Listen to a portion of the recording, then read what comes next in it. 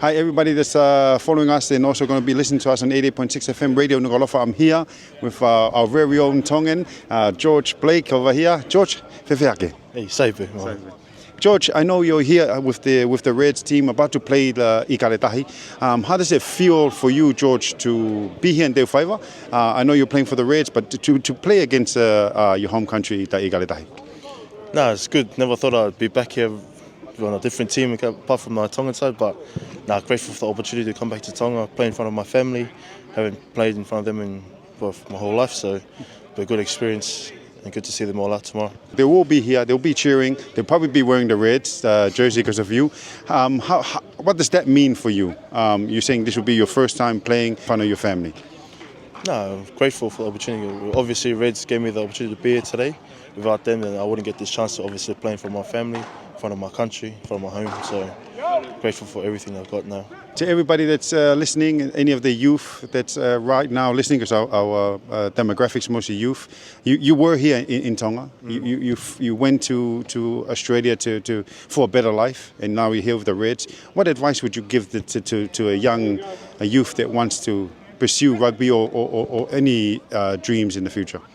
Obviously, Tonga is full of many talents in the world. Obviously, you can see it on the world stage, but just keep chasing your dreams, having fun while you do it, making new friends, and obviously God will take you on your journey. Thank you very much, Malo, George. Malo. It's always a pleasure to have you, Your Excellency, the High Commissioner of Australia, here in the Kingdom of Tonga, Mr. Brett Bradley. How does it feel? You're about to watch the Reds play the Ikaretahi tomorrow here at Te Whaiva Stadium. Well, I'm conflicted. Yeah. I'm conflicted, Lala. Obviously, I want the Reds to win, but when I really think about what's happening, the big picture, nothing better than to see Tonga grow, beat the Reds, and beat Samoa the following weekend. This is about a long-term partnership between the Queensland Reds and between the Ikaretahi, and how great that they're back again this year. Yeah. The last time they came, it was a success. The reason why they've come back again, and you said a long-term relationship with the Reds. Can you elaborate on that? Well, Australia's a long-term supporter of rugby in Tonga. We support it through several programs, Pacific Oz Sports, about driving elite pathways for rugby players, Team Up, grassroots rugby. So we're supporting rugby across the country, across all islands in Tonga. But what's really important is those international matches as well. The 2027 World Cup rugby is on. The first qualifying match is next week against Samoa. And so a game like this is really important to help the Ikaretahi prepare for that. It is a long-term partnership. That's what I know all sides want. The Australian government's working with Tongan Rugby Union, with Rugby Australia, with the Queensland Reds, to try to make sure that this is the sort of games we can expect each year, both the men's sides and also increasingly more of the women's games. I know last year we had the first ever women's match for the Loafers here on home soil against the Queensland Reds, and I'm sure there'll be more of those in the future as well as part of this partnership. Well, I know that Ikaretahi are very much grateful for having games before they actually play their test matches, and grateful for the Reds for saying yes. How important is these sort of matches, not just for the international team, but for Australia as well? Yeah, well, they're massive.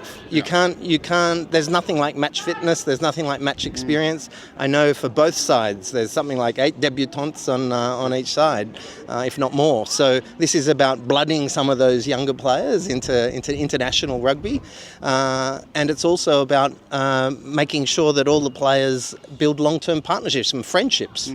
This isn't just about the players either. I know the captains, Jock and Ben, will be. There'll be a strong rivalry out on the field, but I'm sure they'll bring all their players together after the game and build long-term friendships. Likewise with the coaches, with Daniel and Orlando and with Les. This is about building friendships, sharing knowledge. Same with the managers and everyone. So we want to see, and it's, when you look at today, here we are at the stadium. We've got kids from the schools here. They're all behind us at the moment, getting shirts and exchanging ideas. And there's the Tongan Children's Cancer Foundation, the Autism Foundation, all here today celebrating in this friendship. Thank you very much, Breck, for always coming on. Pleasure, Lala. And who are you going for? I'm going for Igaletahi. I'm wearing a red tie. Yeah. I'm wearing a red tie. I wear red for both teams. Yeah, me too. Right now we have Jock Campbell, the captain of the Reds team. How's it feel to be here in Tonga? No, it's good to be back in the kingdom. Obviously been here a few times the last couple of years and the weather's turned out for us, so it's nice to be back. Looking at the game tomorrow, how important is this? I know it's important for the Igaletahi to get a game in under their belt before they play against Samoa next week. But how important is it for the Reds team to get a game in, especially now with the Igaletahi? Yeah, massively important. We've got a lot of guys who potentially debut for the first time, so it's a massive moment for them and in their career. So I guess as an older player and older playing group, we've got to sort of get up for that. And also it's an important game for, as you said, for Tonga, as they got a big game next week and in World Cup qualifying. So, it's important for both teams. Looking at the game tomorrow, would it be more of a physical game or more of a kicking game? What would your prediction?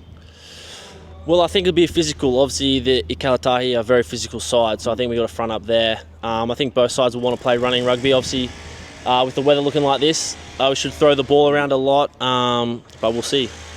Thank you very much, Chuck, for being here. Thank you for playing the Igaletahi. No, thank you for having me. So good.